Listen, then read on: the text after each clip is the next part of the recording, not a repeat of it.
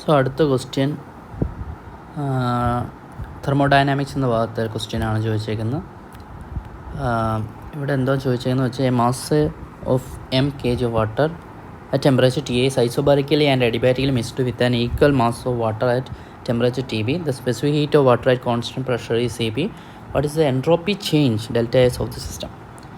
So entropy change, we know that delta S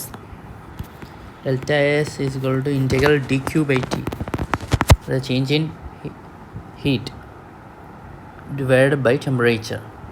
ഇതാണ് delta S, change in entropy. അപ്പോൾ നമുക്കിവിടെ തന്നിരിക്കുന്നതെന്ന് വെച്ച് കഴിഞ്ഞാൽ m kg water at temperature Ta is isobarically and adiabatically. So delta P 0, isobaric എന്ന് വെച്ചാൽ constant പ്രഷറല്ലോ, അപ്പോൾ ഡെൽറ്റ പി 0 ആണ്. And adiabatical means no exchange of heat. Okay, mixed with water. m equal mass, അപ്പോൾ m kg തന്നെ at temperature Tb.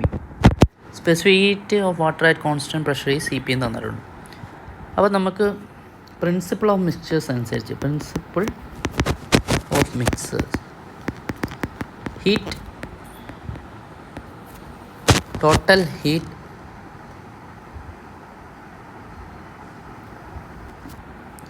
Loss equal to heat gain നമുക്ക് എഴുതാം അല്ലേ. എത്ര ഹീറ്റ് ലോസ് ആയാൽ അത്ര ഹീറ്റ് ഗെയിൻ ചെയ്തു. അപ്പം നമ്മൾ ഇതൊരു ഫൈനൽ ടെമ്പറേച്ചർ നമുക്കറിയത്തില്ല ഏതാ ടി ആണോ ടി ബി ആണോ കേട്ടതെന്ന്. അപ്പം നമുക്ക് ഫൈനൽ ടെമ്പറേച്ചർ ടി ആണ് ഗ്രേറ്റർ എന്നുള്ള തരത്തിലെടുക്കുക.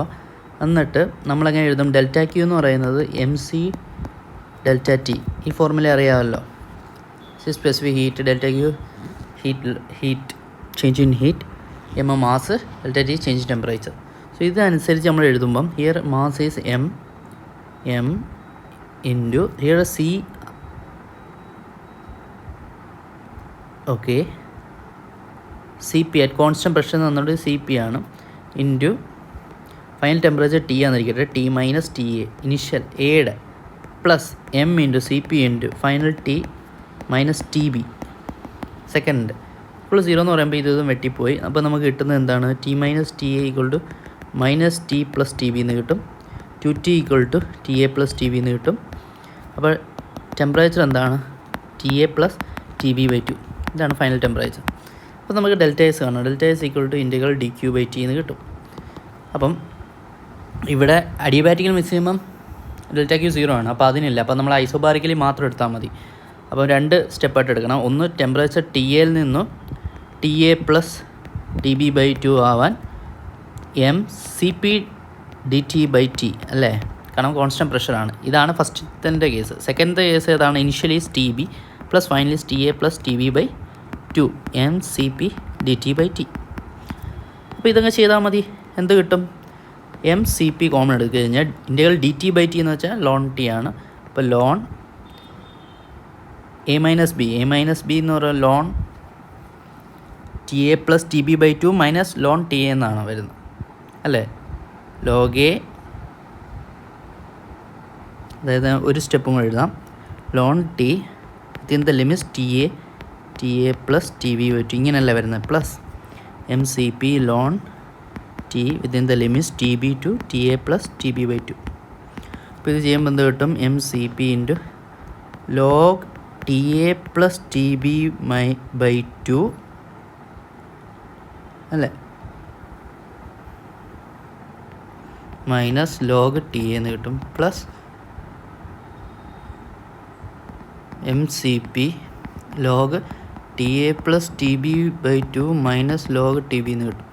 അപ്പോൾ ഇത് ഡിവൈഡ് ചെയ്യുമ്പോൾ എന്ത് കിട്ടും? M C P log A minus log B എന്ന് വെച്ചാൽ ലോഗ് എ ബൈ ബി ആണ്.